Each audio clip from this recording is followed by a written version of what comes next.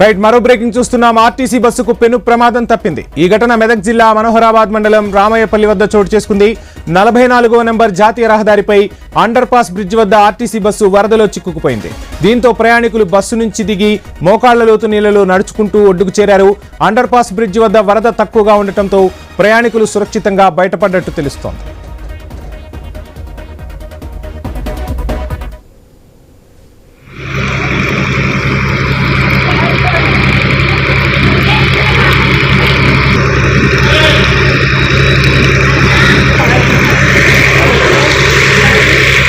Right, ఇక iNews screen పై ఎక్స్క్లూజివ్ గా మనం చూస్తున్నాం. మహిళలందరూ కూడా మోకాళ్లు నీళ్లలో నడుచుకుంటూ ఒడ్డుకు చేరుతున్నారు.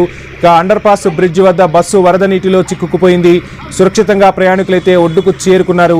ఇక వరద నీరు ఎక్కువగా ఉండకపోవడంతో పెను ప్రమాదం తప్పిందనే చెప్పాలి. మెదక్ జిల్లా రామయ్యపేటలో ఈ ఘటన చోటు చేసుకుంది. స్థానికులు అక్కడ ఉండి ఒక్కొక్కరిని ఒడ్డుకు చేర్చే ప్రయత్నం అయితే చేస్తున్నారు. ఒక్కసారిగా బస్సు ఆగిపోవడంతో ప్రయాణికులైతే కొంత ఆందోళనకు గురైనట్టుగా తెలుస్తుంది.